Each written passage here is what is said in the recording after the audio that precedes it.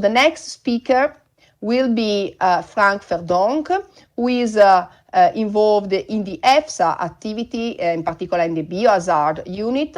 So biological hazards, animal health and welfare, which is the new name of the unit.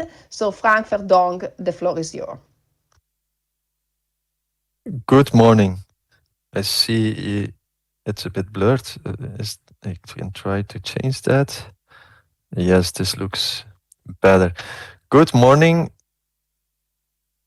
Just taking the control here. Yeah, I was able to also follow the part of the previous presentation, so I will try to also go a bit faster on slides where I think there was a bit of overlap in the presentation that I will show you today.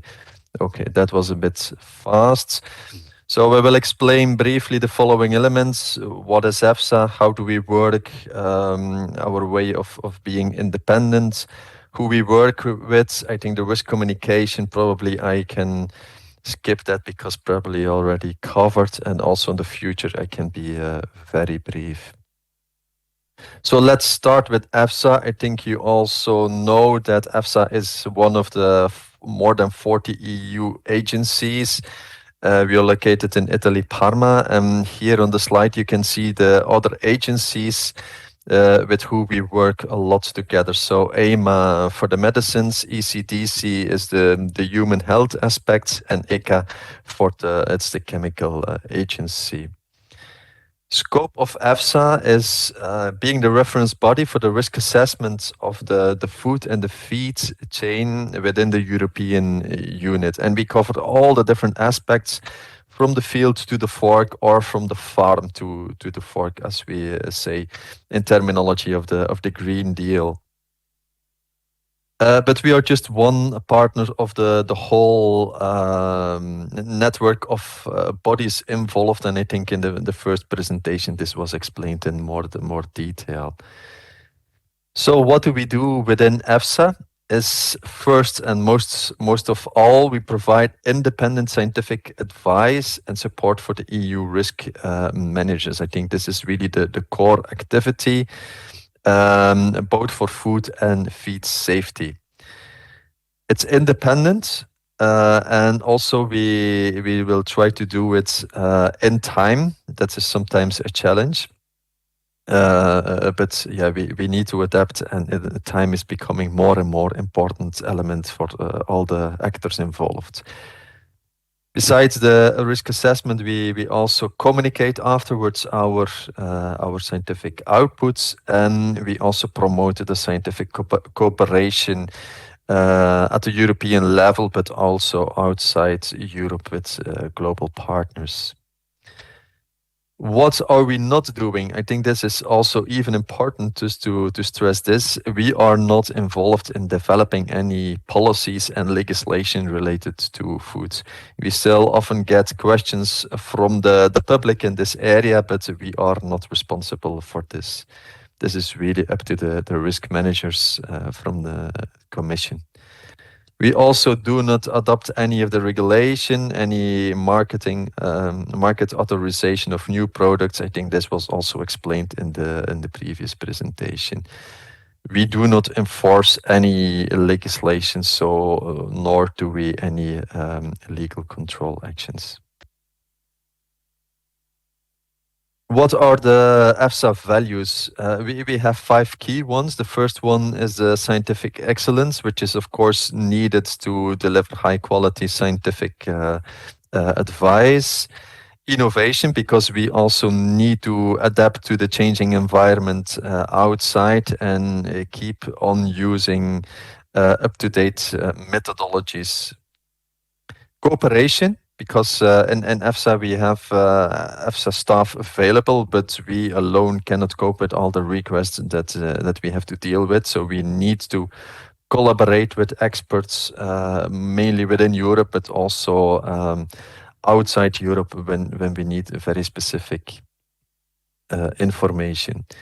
Independence, this is very important. In Europe, you have the principle of the risk assessment and the risk management as being two independent activities. This was one of the key principles why EFSA was founded, because in the past there was a bit of misuse or unfortunate situations by bringing the risk assessment and the risk management together. So we have learned from history, and now in Europe we keep this very separate. And then the last point is openness, because in EFSA we need to be very transparent on the data we have, on the process that we follow, and also we try to timely publish the outcomes of our work. Very briefly on the history of EFSA, we will celebrate next week our 20th anniversary. And the staff, we are, it's more than 450 persons, all located in Parma in Italy. Experts, yeah, you can see more than 1,000. There is a bit variation from year to year, but it's a very large group, and we organize more than 1,000 meetings a year to really develop all the scientific outputs. So a lot of logistics is also involved in the EFSA organization. And we publish more than 500 scientific documents a year. Organizational structure, I will skip this in the interest of time. You can consult it afterwards. I think this one is more relevant for you as an audience. So where do the questions come from? On what is EFSA working? Most of our questions, more than 90%, come from the European Commission. Can be on regulated products, but can also be on type of generic mandates, as we call that, questions to follow up and to support risk managers in activities they need to do. Can be related to outbreak, can be related to future updates of legislation, for instance. Then there is also a possibility that the European Parliament gives the tasks to EFSA. It's not done frequently, but at the moment we have, for instance, one ongoing on antimicrobial resistance and its relation to the transport of animals. Can also happen that a member state is asking a question to EFSA to look into a topic if, for instance, they don't have the specific expertise to go into a complex issue, then they might ask EFSA. And then last but not least, EFSA can also give tasks to itself via self-mandates. If we see that there is really a scientific topic that needs to be further explored, then we also have this possibility to work on that. At the right side, you can see very roughly the steps that we try to follow, but I will go into more detail later on. We start with problem formulation. So we really analyze what is the question that is asked to us, and often this one or two questions that we get are split up then into sub-questions, because the first question is very broad. So we redefine them and try to have specific sub-questions. And then we develop what we call a protocol. It's the methods and the methodologies, as you know from the scientific articles, where you define how you will address the problem. Then we start with collecting all the evidence. The data can be from the literature, but can also be from data that we request to member states or industry or the public as such. For the regulated products, often this starts with the dossier that is submitted by the applicants. Then we do an appraisal of the data that we have. We also validate the data on correctness when they are collected. And then we try to do a synthesis of this all and integrate the different analysis that we have done into one coherent risk assessment. Then this follows into a publication and finally a communication of the outputs.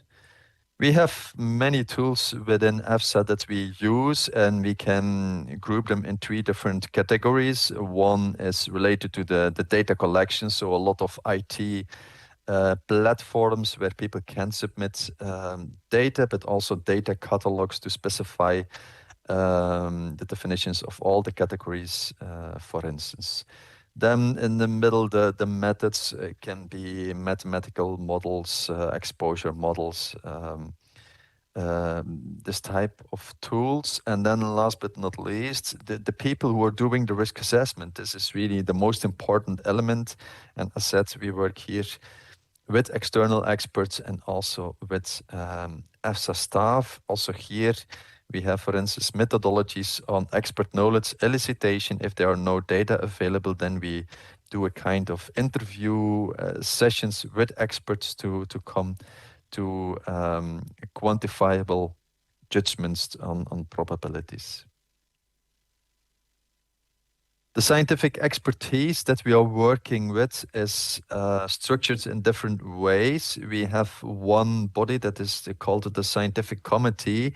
This is an overarching body which ensures the consistency among the different activities of EFSA. It's also very important to provide guidance documents that are applicable to more than one area, to several areas at a time. And this body is also looking into the assessment of emerging risks.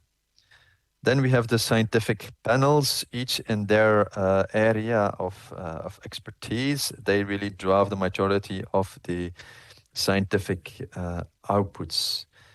And then there is the EFSA staff supporting the work of the panels and the scientific committee. EFSA staff can also produce scientific and technical reports. We also are key in driving the communication, but also in the communication, often experts are involved. Of course, the experts that we work with, we try to have them always the highest possible level that is available. This is done via open calls. If you would be interested, please visit the EFSA website because there are always opportunities for different type of actions. Here on this slide, you can see in the center, this is the scientific committee, so with the overarching scope that I just explained. And then around, you can see all the different specific scientific panels that we have in EFSA with indication of their area they are working in. So we have, for instance, the GMO, the animal feed, the food packaging, the nutrition, where the previous speaker was explaining a lot. So 10 panels with all their specific area. This slide is to give you a flavor. Oh, sorry. To give you a flavor on the different topics that we are, for instance, working on within EFSA. Going from health claims, dioxins, African swine fever, Xylella fastidiosa, genetic modified organisms. So really a large variety covering the whole food and feed chain.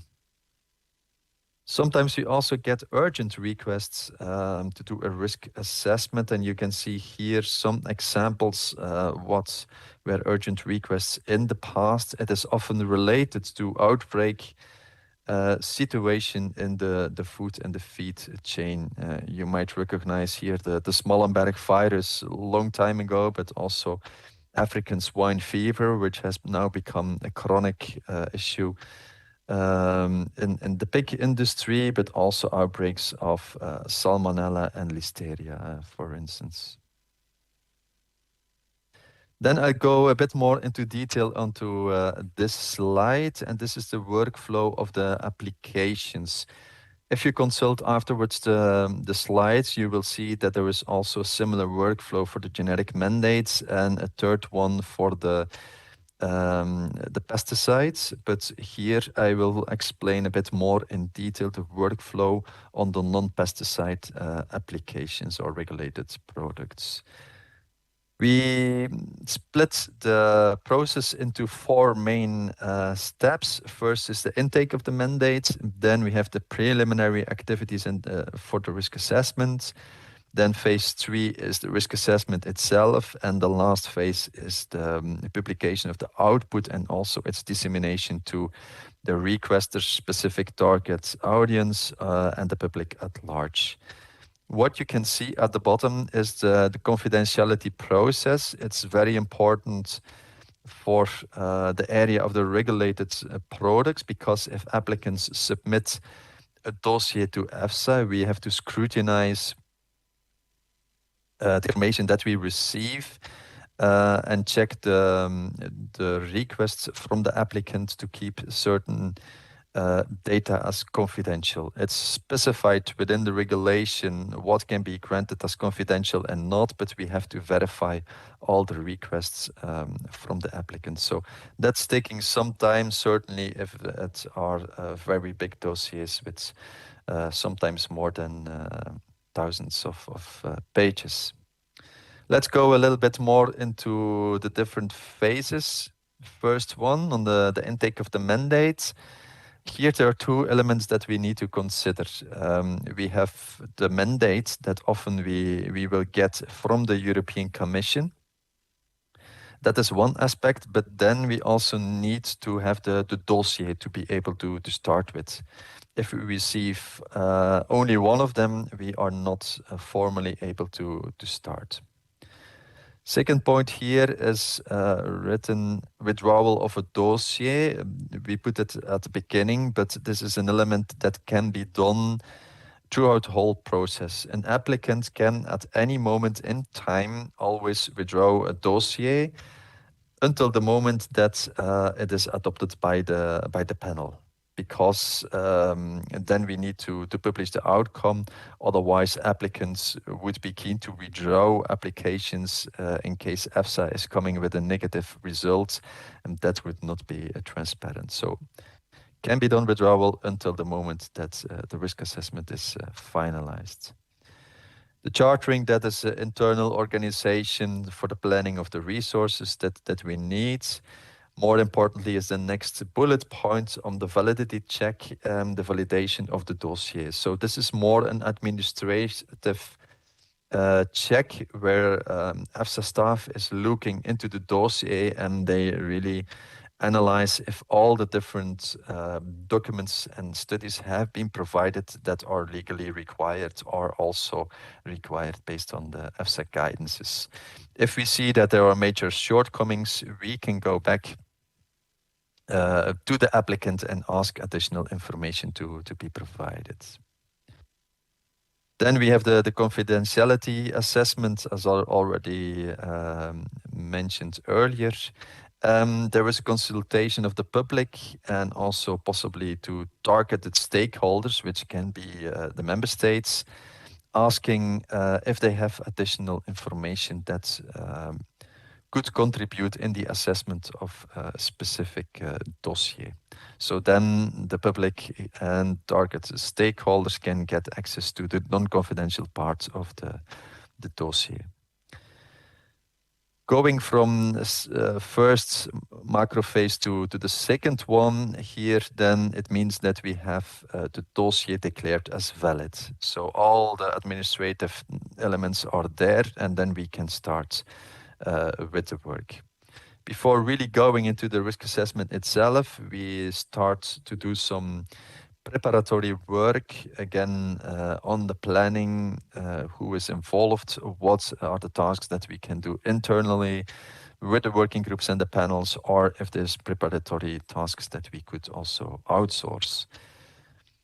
Last point here in this phase is the planning of the meetings. I mentioned earlier on that we have a very high number of meetings, so this is also important that we plan that at the beginning of the process, because a lot of persons are involved in the risk assessment.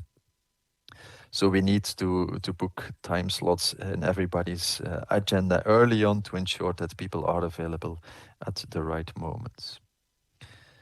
Then we move on into the risk assessment itself, where first we look into the dossier. We start analyzing the different studies and try to identify if there was a need to request additional information. to the applicant, but more now on the scientific content. So if we see that for a specific safety aspect, there were only but the test methods used in the lab was not correct, or there were not sufficient control animals included, then we might go back to the applicant asking for clarification, or even ask for a new study to be provided. Then we will receive back the information from the applicant. We also look into this additional data set. We integrate all the analysis that we have done. We go to the finalization of the output, and then go for an adoption or an approval by the panel, or by EFSA itself, depending on the type of the mandate. And then we finish with the publication of the scientific output. Going to the last phase, there is also the post-adoption aspects, because we also interact with applicants. That can be done during the risk assessment when we ask them to submit additional information. There is a possibility to have a teleconference with them to explain what are our questions. And also at the end of the risk assessment, after it is closed, then we can also have teleconference with the applicant explaining the conclusions that we obtain, and give also explanation on shortcomings if there would be, so that applicants know what they need to further work on if they want to resubmit the dossier at a later stage. Then the EFSA independence, I think this was also covered quite in detail already in the previous presentation. We are independent from the risk managers. We just look at the scientific aspects, and we are also independent from private or company interests. So all the experts that are involved in EFSA's work need to provide a declaration of interests that is then assessed by EFSA to ensure that they don't have any stake into activities of commercial activities or providing risk management. Who do we work with? Individual experts, national food safety organizations, but also international organizations like WHO, FAO, and so on. And of course, research institutes, academia within the member states, but also around the world. The stakeholders that are different aspects within the society, going from the NGOs, the consumer organizations, but also to farmers and the food industry. Risk communication is really an important element of EFSA's work, already explained in the previous presentation, so I will go a bit faster here. Here you can see what are the main channels that we use for it.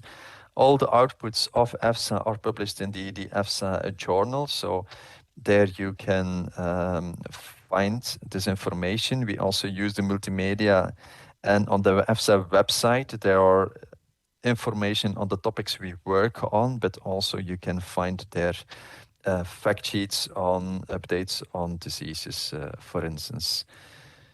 We have the social media, and we have really a team within EFSA working on the media relations and the scientific outreach, trying to really interact with society. This slide here, I think, is relevant for you. Once you have the presentation, please try to click on the link here. This will bring you to Open EFSA, and this is the platform that EFSA is using to disseminate all the data that we have available from, for instance, the dossier. So the non-confidential parts are available to everybody, so you can here consult that and use also data for your own work if you are interested in. So this is how it looks at. It has now an optimized search function, so you can just type there the type of molecule you're interested in, for instance, and then you can see previous and ongoing risk assessments. To finish with the future, yeah, EFSA is continuously adapting its work to the needs of the society. Yeah, needs of society are also changing. We see that there are changes in the climate.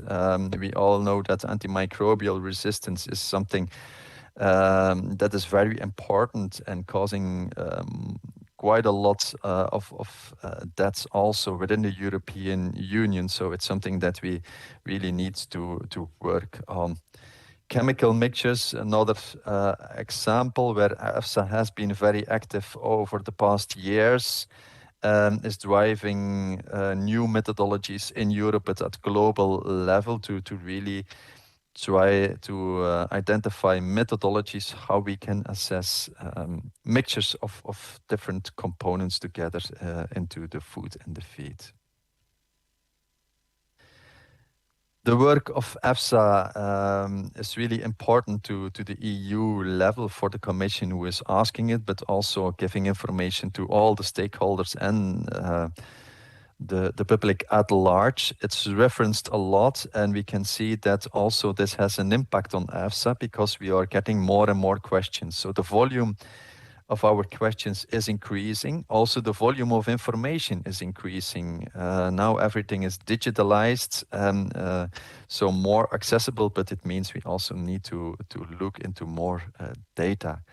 The complexity is increasing. I just explained a bit on the chemical mixtures, for instance. That was a field where in the past we could not enter because we had no methodologies, but now step by step we go into that field, and of course it brings complexity into the assessment.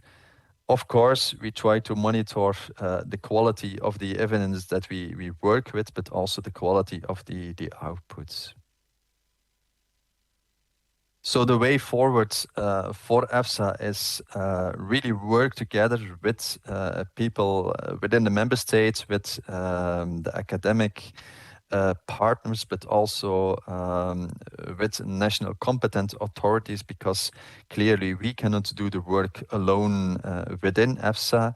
There is also a gain in efficiency if we sometimes do a task at European level or try to establish collaboration among a few member states under the EFSA umbrella. So I will stop here. And if there are any questions, please let me know.